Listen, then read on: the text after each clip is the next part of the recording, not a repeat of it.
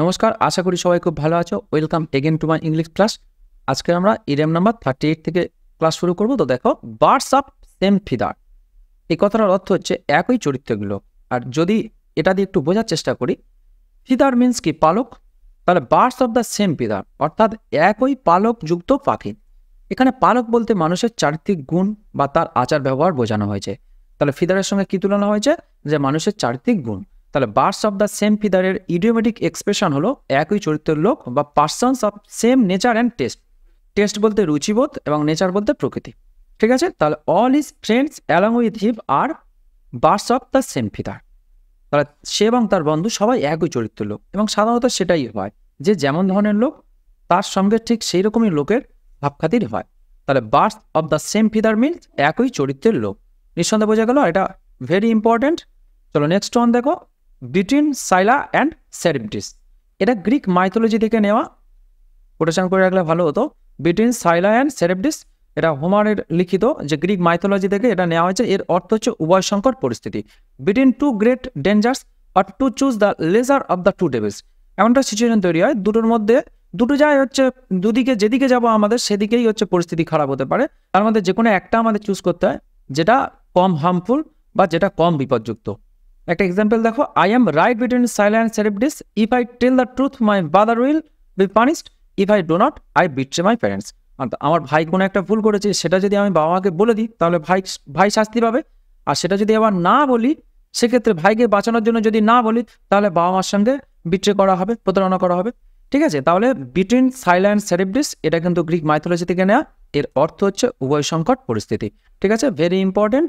Next one দেখো, between the devil and the deep C. এটাও Greek mythology থেকে নেওয়া। বিটুইন টু গ্রেট ডিফিকাল্টি বা উভয় সংকট পরিস্থিতি।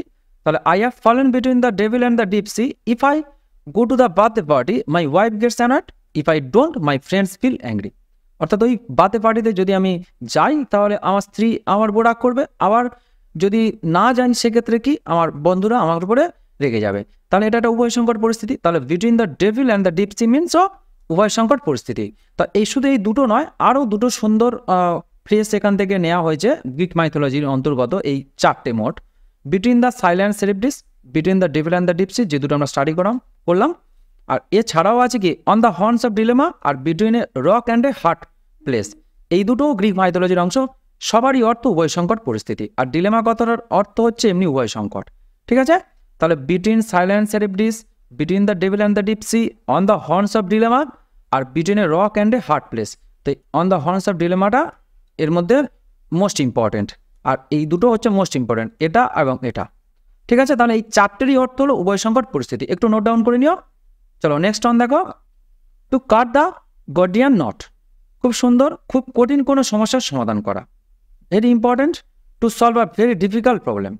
ISRO cut the Gordian knot by successfully sending the lander of Chandrayaan 3 that touch down near the lunar south pole on 23rd of August 2023 at 6:03 PM। বোঝা গেল? তাহলে যে কোনো কঠিন সমস্যার সমাধান করা যে ইডিওমেটিক এক্সপ্রেশন হলো to cut the Gordian not.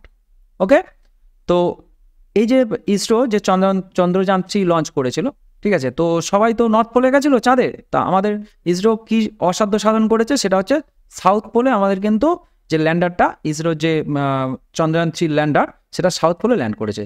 তাহলে এটা খুব কঠিন কাজ, সেই খুব কঠিন কাজটা হচ্ছে সফল করে দেখিয়েছে আমাদের space research organisation, Indian space research organisation. তো ইসরোর হেডকোয়ার্টার আছে বেঙ্গালুরুতে, আমরা অনেকে জানি। তো এটা জিকের পার্ট। তো two cut the Gordian not বলতে বুঝলাম আমরা খুব কঠিন কোনো সমস্যার সমাধান করা। এই গর্ডিয়ান নট সম্বন্ধে কিন্তু খুব ইন্টারেস্টিং একটা স্টোরি আছে, একটুখানি বলবো, 30টা সেকেন্ড সময় লাগবে।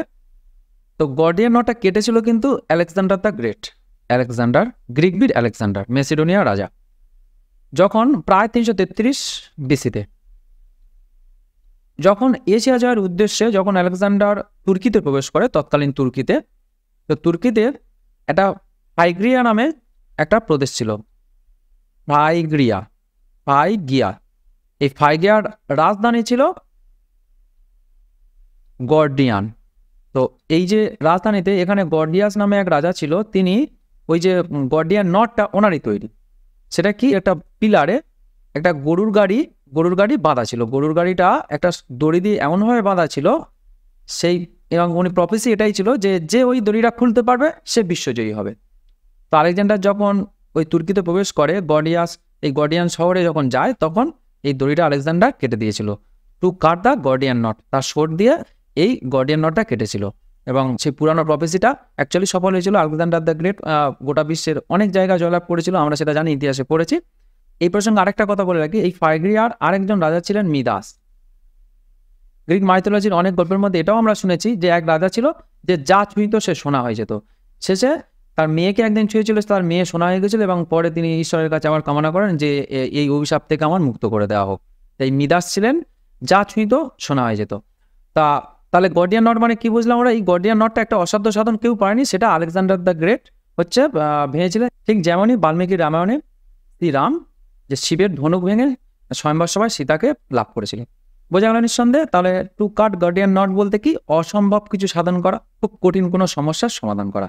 চলো নেক্সট ওয়ান দেখো, ব্ল্যাক শিপ। ব্ল্যাক শিপ বলতে কুলাঙ্গার। Is a black sheep in the aristocratic family. সে অভিজাত ফ্যামিলির কুলাঙ্গার ছেলে, সে হলো কুলাঙ্গার, অর্থাৎ a person who has done something bad that brings embarrassment or shame to his or her family. অর্থাৎ সে এমন একটা কাজ করলো বা এমন বাজে কাজ করে তার জন্য তার ফ্যামিলির দুর্নাম হয়। তাহলে ব্ল্যাক শিপ বলতে কি? কুলাঙ্গার। নেক্সট ওয়ান দেখো, to blow one's own trumpet. Trumpet বলতে কি? ঢাক। তাহলে to blow one's own trumpet বলতে কি? To press one's own self. এই ওন সেলফ কিন্তু একসঙ্গে বসে না, আলাদা আলাদাভাবে বসে। তাহলে নিজেই নিজের প্রশংসা করা, যেটা কখনো উচিত নয়। তাহলে we should never blow our own trumpet. আমাদের নিজের প্রশংসা নিজে করা কখনো উচিত নয়, সেটা খুব একটা ভালো শোনায় না বা ভালো জিনিস না, এটাও ইম্পর্টেন্ট। নেক্সট ওয়ান দেখো, কক অ্যান্ড বুল স্টোরি। গাঁজাখড়ি গল্প, very common. The tale of our adventure is nothing but a cock and bull story. তাহলে তার এই যে অ্যাডভেঞ্চারের গল্প বা বেড়ানোর গল্প, সেটা গাঁজাখড়ি গল্প ছাড়া আর কিছুই নয়। A story that obviously not true, যেটা সঠিক নয়, গাঁজাখড়ি গল্প। নেক্সট ওয়ান দেখো, cat and dog life, quarrelsome life বা অশান্তিপূর্ণ জীবন। বিশেষ করে দাম্পত্য জীবনের কথা এখানে বোঝানো হয় ক্যাট অ্যান্ড ডগ লাইফটা বেসিক্যালি। তা Nitin and his wife live a cat and dog life. তাদের জীবনে সবসময় অশান্তি লেগে আছে। তাহলে ক্যাট অ্যান্ড ডগ লাইফ বলতে আমরা কোয়ালসাম লাইফ বা অশান্তিপূর্ণ জীবন বুঝি। নেক্সট ওয়ান দেখো, by hook or by crook. যে কোনো উপায়, ভালো বা মন্দ যে কোনো উপায়, by hook or by crook, very important. Some persons are very clever in achieving their goal by hook or by crook. যে কিছু কিছু মানুষ থাকে যারা যে কোনো প্রকারে তাদের অভিসন্ধিটা সফল করে, সেটা ভালো হোক আর মন্দ হোক, অসৎ উপায় হলেও সে ওটা করবেই। তাহলে সেটার অর্থ কি? By hook or by crook, important. Next one দেখো, to count chickens before they are hatched. তাহলে গাছে কাঁঠাল গোপে তেল, এর অর্থ হচ্ছে কোনো জিনিস সম্পূর্ণ হওয়ার আগে সেটা নিয়ে একটু বেশি করে ভাবা বা বেশি করে স্বপ্ন দেখা। তাহলে don't count your chicken, you don't know yet if she will accept your offer. যে তুমি তাকে যে প্রস্তাবটা দিয়েছো সেই প্রস্তাবটা সে এখন অ্যাকসেপ্ট করবে কিনা তার নেই ঠিক, এর মধ্যে থেকে তুমি আহ্লাদে আটকানা বা তুমি অনেক কিছু ভেবে বসে আছো। তাহলে এটা এখানে উজ্জ্ব আছে actually before they are hatched. তাহলে ডোন্ট কাউন্ট ইউর চিকেন বলতেও আমরা কি বুঝি? গাছে কাঁঠাল গোপে তেল। অনেক সেন্টেন্সে এই পুরোটা না ব্যবহার করে শুধু ডোন্ট কাউন্ট ইউর চিকেন এটা ব্যবহার করা হয়। তাহলে to count chickens before they are hatched means কি? গাছে কাঁঠাল গোপে তেল। To anticipate profit beforehand, যে হাতে এখন প্রফিট পাইনি, আমি ভেবে বসে আছি আমি এত টাকা ইনকাম করবো, এত কিছু, এরকম একটা ব্যাপার। নেক্সট ওয়ান দেখো, চাইল্ডস প্লে, ভেরি ইজি, ছেলে খেলা। It is not a child's play to crack CGL tier 2। তাহলে সিজিএল টায়ার 2 ক্র্যাক করা বা পাস করা মোটেও ছেলে খেলা বিষয় না। এই চাইল্ড প্লে বলতে ভেরি ইজি টাস্ক বা ছেলে খেলা। নেক্সট ওয়ান দেখো, cry for the moon, an unattainable ambition, যেটা অসম্ভব কিছু চাওয়া। যদি কেউ চায় যে চাঁদ হাতে চাওয়া, সম্ভব কি সেটা? চাঁদ দেখাচ্ছে ছোট, আকাশে দেখাচ্ছে ছোট, কিন্তু চাঁদটা কি এনে দেওয়া সম্ভব? তাহলে অসম্ভব কিছু চাওয়াটাকে কি বলা হয়? এর ইডিওমেটিক এক্সপ্রেশন হলো ক্রাই ফর দ্য মুন, অসম্ভব কিছু চাওয়া। His hope for cracking the WBCS men's exam is a Cry for the moon as per his standards. অর্থাৎ তার স্ট্যান্ডার্ড অনুযায়ী, তার পড়াশোনার বেস বা সে যেরকম পরিশ্রম করে সেই অনুযায়ী তার WBCS মেন্স ক্র্যাক করা কার্যত অসম্ভব। অর্থাৎ অসম্ভব কিছু সে চেয়ে বলছে যে আমি পাস করবো, কিন্তু এদিকে পড়াশোনা করে না বা বেসও ভালো নয়। তাহলে অসম্ভব কিছু চাওয়া বলতে আমরা ক্রাই ফর দ্য মুন বুঝি। নেক্সট ওয়ান দেখো, লাস্ট ওয়ান এই ক্লাসের, cry over spilled milk, to repent in vain after loss. তো রিপেন্ট কথাটা হচ্ছে খুব রিগ্রেট করা। রিগ্রেট মানে অনুশোচনা করা, রিগ্রেট মানে আমরা জানি রিগ্রেট, GRET রিগ্রেট, কিন্তু ভেরি রিগ্রেট খুব রিগ্রেট করাকে বলা হয় রিপেন্ট। গতস্য সূচনা নাস্তি, এটা ক্ষণার বচন, গতস্য সূচনা নাস্তি, যার অর্থ হচ্ছে যা চলে গেছে তার জন্য অনুশোচনা করতে নেই। Be patient my brother, it is no use crying over spilled milk, অর্থাৎ কোনো একটা ক্ষতি হয়ে গেছে, তো সাপোজ তোমার ফোনটা ভেঙে গেছে, সেটা আর ইউজেবল নেই, তাহলে সেটা নিয়ে আর মন খারাপ করে কোনো কাজ নেই, তাহলে কাজ চালানোর মতো নতুন ফোন কিনতে হবে, তাহলে নতুন করে ভাবতে হবে, তাহলে ওটার প্রতি মায়া রেখে তো আর কোনো লাভ নেই। তাহলে Cry over spilled milk means কি, যা চলে গেছে তার জন্য অনুশোচনা করতে নেই। আর পড়াশোনার দিক দিয়ে বলতে হলে don't Cry over spilled milk, সময় যা নষ্ট আর হয়ে গেছে আর সেসব নিয়ে আর ভেবে লাভ নেই। এবার থেকে অন্তত মন দিয়ে পড়াশোনা করো, যাতে সামনের পরীক্ষাগুলো ক্র্যাক করতে পারো। সবাই খুব ভালো থেকো। আজকের ক্লাস এই পর্যন্ত। Thank you.